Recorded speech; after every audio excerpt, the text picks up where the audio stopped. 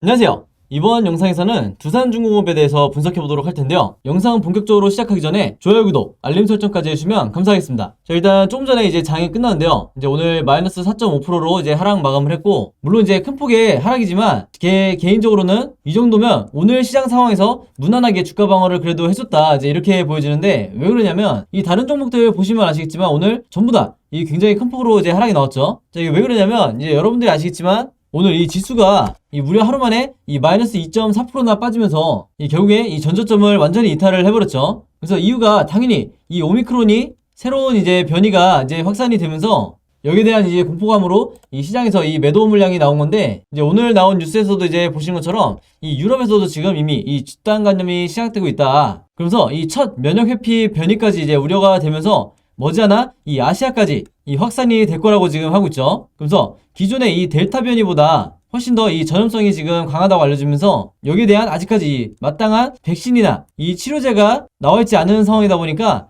시장이 더 패닉에 빠질 수밖에 없었다. 그렇기 때문에 오늘 이 현대바이오나 한국BNC 같은 이 경구용 치료제 관련주들이 상승이 나와준 거죠. 그리고 이 엑세스바이오 같은 이 진단키트 관련주도 오늘 이 10%대 상승이 나와줬다. 그래서 이렇게 흐름을 이해하시면 되겠고, 그에 비해서 이 오늘 두산중공업이 이 마이너스 4%대로 이제 하락 마감을 해준 거는 어떻게 보면 우리가 이 다양으로 생각을 해야 된다, 이렇게 말씀을 드리겠습니다. 자, 그래서 오늘은 제가 이 두산중공업에 대해서 이 어떤 내용을 말씀을 드릴 거냐면, 제가 어제 영상에서 이 유상증자의 앞으로의 일정에 대해서 여러분들이 이해하시기 쉽게 최대한 풀어서 설명을 해드렸죠. 그래서 이 부분에 대해서 이제 아직 영상 못 보신 분들은 이제 이전 영상으로 가서 한번 보고 오시길 바라겠고요. 이제 오늘 영상에서는 제가 앞으로의 이 유상증자가 진행이 되면서 이 주가의 변화에 대해서 이 시나리오 매매를 제가 말씀을 드리려고 해요. 그래서 오늘 내용이 굉장히 중요하기 때문에 꼭 집중해서 이 끝까지 봐주시면 감사하겠습니다. 자, 일단은 우리가 이 주가의 이 전망을 앞으로 이제 예측을 해보려면 바로 이 작년에 있었던 이 유상증자를 우리가 봐야 되는데, 이제 차트를 조금 넓게 보면 이제 바로 요 시기 때였죠. 이때가 이제 작년에 9월부터 12월까지 이 유상증자를 진행했을 때 이 흐름인데, 오늘 이 부분에 대해서 어떻게 이때 당시에 이제 이 특정 이벤트 날짜마다 주가가 진행이 됐었고, 그리고 이를 통해서 우리가 이번 유상증자 이후에 이 주가 전망을 어떻게 해야 될지 말씀을 드리도록 하겠습니다. 그래서 작년의 상황으로 한번 가보면, 자, 이때였죠. 자, 지금부터가 중요하니까 이제 여러분들이 꼭 집중을 해주시고, 혹시 이제 이해 안 되는 부분 있으면 이제 한 번 더 돌려서 이제 다시 한번 봐주시면 되겠습니다. 자, 일단 이게 작년 9월 달인데, 이때 당시에 이제 9월 4일날 장이 끝나고 유상증자에 대한 이 공시가 최초로 나왔었고요. 이때도 무려 이제 1.3조의 어마어마한 이 규모의 유상증자였죠. 그래서 지금의 1.5조와 크게 다를 바 없었다, 이렇게 미리 말씀을 드리겠고, 이때 당시에도 이렇게 저점으로부터 엄청나게 이게 상승이 나왔었는데, 이때도 물론 이 풍력발전이라든지 그 다음에 원전, 그 중에서도 이 SMR, 그리고 마찬가지로 이게 이제 대선을 앞두고 있었기 때문에 대선 테마로까지 작년에도 이제 엮이면서 이 주가가 급등이 나왔었는데, 그나마 이 고점에 있었기 때문에 무난하게 이 유상증자가 그래도 큰 폭의 하락 없이 진행이 됐었다, 이제 이렇게 저는 이제 개인적으로 생각을 하고, 그래서 이 두중이 이 두산중공업이 유상증자를 이제 결정하는 이 시기가 지금 현재도 마찬가지지만 어느 정도 이 고점을 찍고 있을 때 항상 얘네들이 이런 결정을 내리는 이런 경향이 있다, 이제 이렇게 보시면 되겠습니다. 그래서 이때 당시에도 이 고점에서 유상증자가 발표가 됐기 때문에 이 많은 주주분들이 거의 이제 멘붕이 왔었는데, 어쨌든 이 유상증자 공시 이후에 이 네 가지의 이 주요 이벤트 시점이 있었다, 이제 이렇게 말씀드릴 수 있겠는데, 그게 바로 뭐냐면, 일단 첫 번째로 제가 이 9월 4일 공시 날짜를 말씀을 드렸었고, 그리고 이 두 번째가 1차 이 신주 발행가의 기사인일이죠. 이게 이제 10월 13일이었다. 그리고 세 번째가 바로 2차 이 신주 발행가의 기사일이고, 요거는 이제 11월 30일이었다. 그리고 마지막으로 네 번째가 이 신주 발행일이죠. 이게 이제 마무리가 되는 게 12월 24일이에요. 자, 이 날짜들을 이제 제가 하나씩 풀어서 설명을 드릴 건데, 일단 첫 번째 공시 날짜에 이 주가가 이제 시작이 됐고, 이제 하락이 나오는 이런 조정을 거쳤었는데, 당연히 이제 유상증자가 기본적으로 이 악재이기 때문에 주가가 이제 하락을 할 수밖에 없었죠. 자, 그러다가 제가 좀 전에 말씀드린 이 1차 신주 발행가의 기산일이 10월 13일이라고 말씀드렸는데, 이제 요때쯤이요. 그래서 이때 10월 13일에 이 기산일이 있었고, 10월 16일에 이 신주 배정일도 있었죠. 그래서 이 기간은 이제 같이 보시면 되는데, 어쨌든 요 기간에 가장 이 결과적으로 바닥을 찍었었다, 이 조정이 끝나고 그래서 요 기간이 이제 한 달 정도 걸린 거죠, 대략적으로. 그래서 이 부분을 봤을 때 지금 현재 이 두산중공업의 주주분들이 미리 예상을 하셔야 되는 게 뭐냐면, 우리가 이제 막 이 유상증자 공시가 떴기 때문에 앞으로 최소한 이 한 달간은 이 주가의 흐름이 굉장히 약하게 이제 이어질 수 있기 때문에, 한마디로 주가가 흘러내릴 수 있기 때문에 여러분들이 지금 이 두산중공업 이제 주주분들은 이 부분을 반드시 명심을 하셔야겠다. 한마디로 앞으로 한동안 이 주가가 흘러내리더라도 어떻게 보면 우리가 이 자연스러운 이 흐름이기 때문에 끝까지 잘 버티셔야 되는 거고, 자, 그 다음에 이 세 번째 이벤트가 있죠. 바로 이 2차 신주 발행가의 기산일인데, 이게 언제냐? 바로 요때다. 11월 30일이라고 제가 말씀드렸죠. 그래서 이때 바닥을 찍은 이후에 이 작년 10월 중순 이후로 이 11월 말까지 이런 식으로 주가가 다시 상승이 나와줬다. 자, 근데 이때 당시에 이제 주주분들이 아마 기억하시는 분도 있으실 텐데, 왜 상승이 나왔냐? 이게 중요하죠. 네, 바로 이때 그냥 오른 게 아니고 이 두산중공업이 이 MSCI 이 지수에 편입이 됐다는 이제 소식과 함께 주가 상승이 나온 거죠. 그만큼 이 MSCI 지수에 들어가게 되면 막대한 이 패시브 자금이 이제 추가적으로 이제 매수세가 들어오기 때문에 여기에 대한 이 호재로 인해서 주가가 상승이 나와줬다. 물론 이제 제 개인적인 생각으로는 이 MSCI 지수 편입이라는 이 호재가 없었어도 이 두산중공업이 얘네들이 기본적으로 이 유상증자를 이 성공시키기 위해서 주가를 어느 정도 이 기간 동안에 이제 관리를 해주기 때문에 추가적으로 이 큰 폭의 하락이 나올 가능성은 거의 없었다. 이렇게 보고 있는 거고, 지금 현재 시점에서도 제 이 관점은 똑같죠. 이번에도 이 두중이 이번 유상증자를 이제 관리할 거기 때문에 큰 폭의 하락이 추가적으로 나올 확률은 그렇게 크지 않다. 이제 이렇게 보고 있는 거고, 이후에 이 11월 30일에 이 최종 이제 고점을 찍고 난 이후에 다시 이제 하락이 나오고 있는데, 이제 마지막 네 번째 이벤트가 뭐였죠? 바로 제가 말씀드린 12월 24일에 가장 이 최저점을 찍는 거죠. 이제 그게 바로 이제 요때다. 이때 당시가 이제 12월 24일 신주 이 상장일인데, 즉 여러분들이 이제 이 시나리오대로 이제 본다고 하면 이번 유상증자 때 이 2차 신주 발행가의 기산일이 됐을 때 이때 이후에 최종 이 신주 상장일까지 주가가 흘러내릴 수 있기 때문에 여러분들이 이 점에 대해서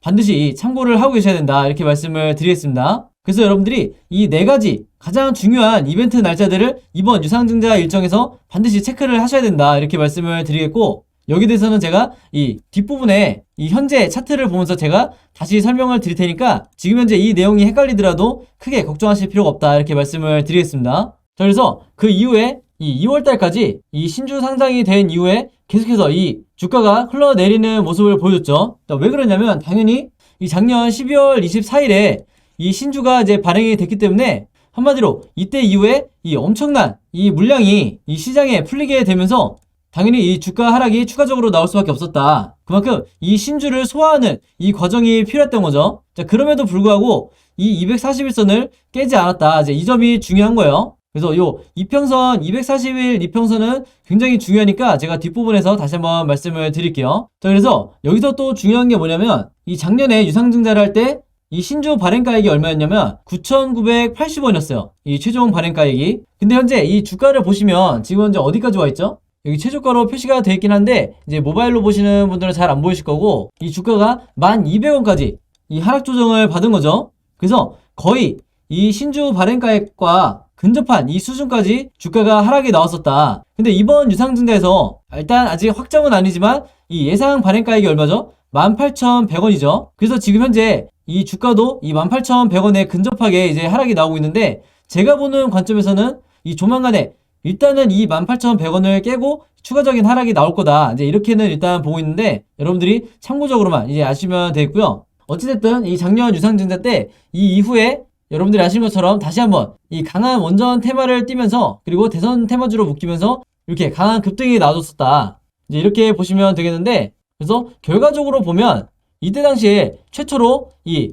9월 4일날 유상증자 이제 공시가 뜬 이후에 어찌됐든 이 3달 동안 무난하게 이 주가가 흘러갔었고, 이 신주 상장 이후에 굉장히 큰 폭으로 다시 주가가 하락이 나오다가 거의 반년이 지나서야 다시 상승 흐름이 나와줬다. 이제 이렇게 정리를 해드리겠습니다. 자, 근데 지금 현재 이 두산중공업의 주주분들이 아시는 것처럼 신주 상장일이 3월 4일로 예정이 돼 있죠. 그래서 제가 잠깐 팁을 먼저 드리면, 이 3월 4일까지 계속해서 내가 이 주식을 보유하고 계속해서 홀딩하는 거는 어떻게 보면 약간의 이 리스크가 있을 수 있다. 이제 이렇게 말씀을 드리겠고, 이 작년의 경우에도 신주 상장일이 바로 이때 12월 24일이었는데 이 전에 약 한 달 전에 즉 이 11월 말에 가장 이제 고점을 찍었었기 때문에 이번 유상증자에서도 이 3월 4일이 아니라 대략적으로 이제 2월 초죠. 한 달쯤 전에 2월 초나 늦어도 중순까지는 여러분들이 이 매도 타이밍을 잡아보셔야 되겠다. 만약에 이 시나리오대로 2월 초에 주가가 어느 정도 이제 상승이 나와준다고 하면 이때 여러분들이 매도 타이밍을 잡으시라 이렇게 말씀을 드리겠습니다. 어디까지나 이 시나리오니까 앞으로 어떻게 주가가 이제 전개가 되는지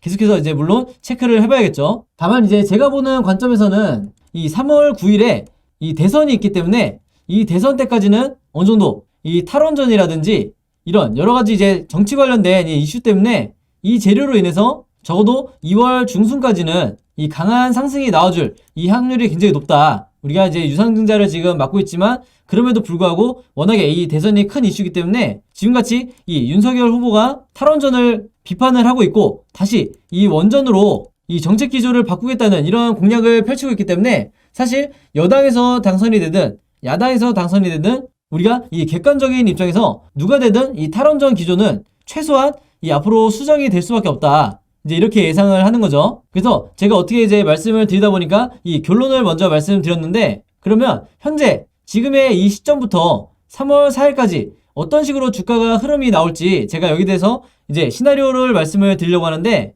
이 본격적으로 시나리오에 대해서 말씀드리기 전에 제가 구독자 여러분들과 이 영상 봐주시는 모든 분들을 위해서 준비한 이 12월에 급등할 급등 종목 준비했는데요. 이 종목 필요하신 분들은요.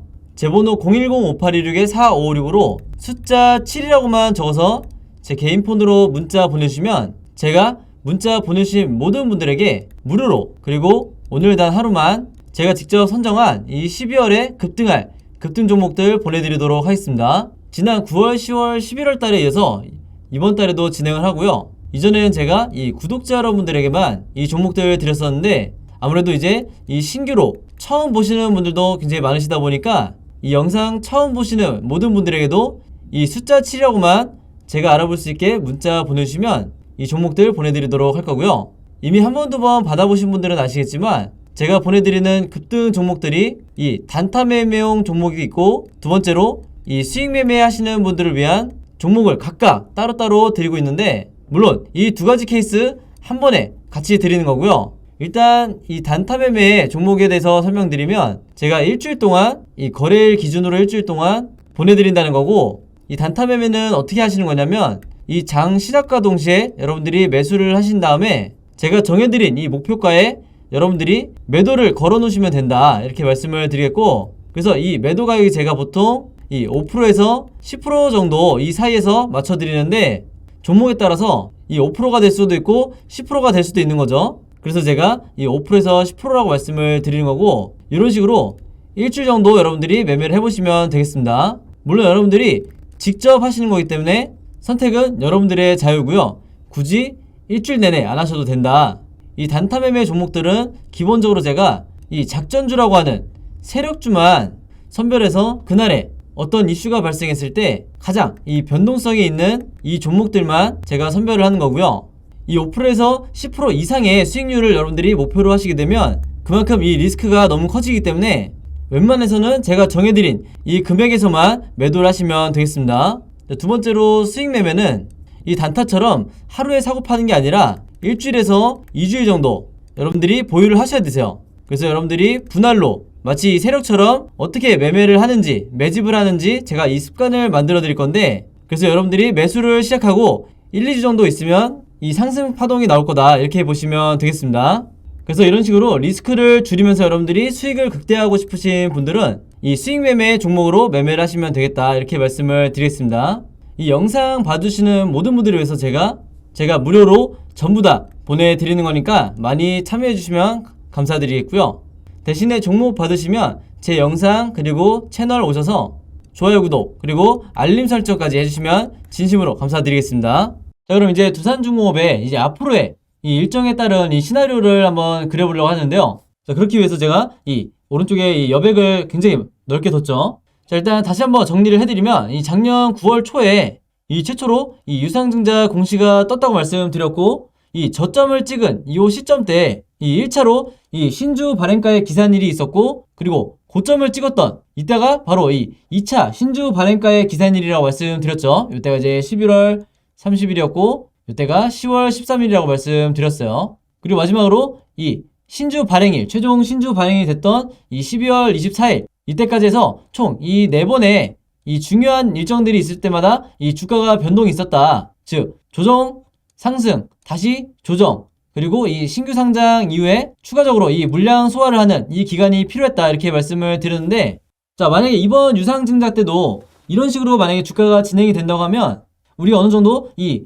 여유롭게 매매 대응을 할 수가 있다, 이제 이렇게 말씀을 드리겠는데, 그렇기 때문에 이 시나리오 매매가 중요한 거죠. 자, 일단은 자, 요 시점에 최초로 이 유상증자 공시가 발표가 됐었죠. 자, 그리고 나서 이 두 번째 이벤트 기간이 이 1차 신주 발행가의 기산이라고 말씀드렸는데, 이때가 언제냐면 12월 28일이요, 올해. 이 1차 날짜가 어떻게 나오는 거냐면요, 이제 여러분들이 아시는 것처럼 이 신주 배정 기준일이 바로 1월 3일이라고 제가 저번 영상에서 말씀드렸죠. 그래서 이 신주 배정 기준일 이전 이 3거래일이기 때문에 12월 28일이라는 이 날짜가 나온 거고, 그래서 지금 현재 오늘이 11월 30일이기 때문에 대략적으로 이 한 달 정도 이제 시간이 지난다고 봤을 때 이 12월 28일 정도가 되면 이 주가가 지금 이 포지션으로부터 어느 정도 이 흘러내리면서 이 하락이 추가적으로 나올 수 있다. 그래서 이 지점이 이제 12월 28일이 될 가능성이 높은데, 이후에 이제 2차 신주 발행가의 기산일이 있겠죠.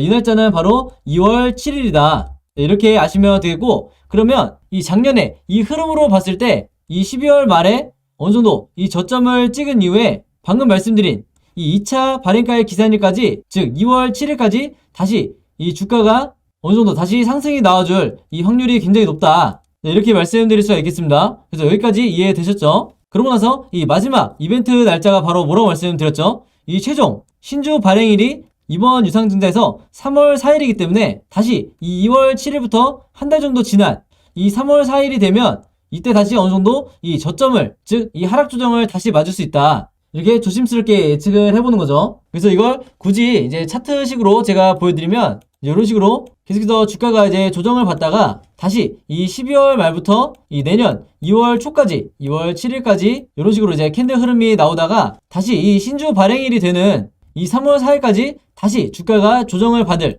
즉 이 하락을 할 가능성이 어느 정도 있다. 왜 그러냐면 이 신주 발행이 되면 이 실제적으로 이 두산중공업에 유통되는 이 주식수가 아무래도 이 늘어날 수밖에 없기 때문에 여기에 대한 부담으로 이 주식가치 희소에 대한 이 리스크 때문에 어느 정도 이 주가 조정을 받을 수밖에 없다. 이제 이렇게 말씀을 드리겠고, 이런 시나리오로 이제 전개가 됐을 때 제가 보는 관점에서는 지금 여기 보시면 이 241선을 지금까지 이 작년 8월달 이후에 단 한 번도 이 주가가 깨고 내려간 적이 없었는데, 제가 예상하기로는 앞으로 이 유상증자로 인해서 적어도 이 한두 차례 정도는 저점을 깨고, 즉 이 241선을 깨고 이 주가가 어느 정도 내려가는 이런 구간이 나올 수도 있다. 이제 이렇게 말씀을 드리겠고, 이 당연히 이 3월 4일 이후에 이 신주가 발행이 되다 보니까 추가적으로 여기에 대한 물량을 소화하는 이 하락 조정이 추가적으로 나올 수 있는 가능성이 얼마든지 있다. 특히 이 대선까지 종료가 된 시점이기 때문에 대선이 끝나는 이 3월 9일 이후로는 추가적으로 이 주가가 이 두산중공업이 하락을 할 수 있기 때문에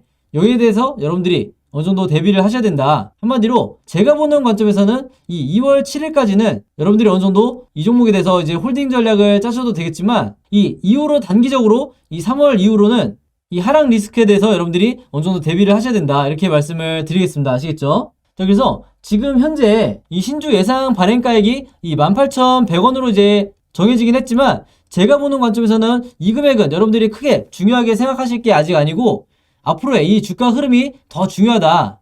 이렇게 강조를 드리겠습니다. 그래서 이제 이 최근에 고점에 이제 들어왔다가 이 유상증자 공시로 인해서 이 현재 물려있는 분들 같은 경우에는 제가 말씀드린 이런 시나리오에서 이 저점에 왔을 때마다 내가 어떻게 이 물타기를 통해서 이 매매 대응을 통해서 결국에 이 수익으로 다시 이 종목에서 이제 나오는지, 여기에 대해서 이 시나리오 작전을 짜셔야 된다. 이렇게 말씀을 드리겠습니다. 아시겠죠?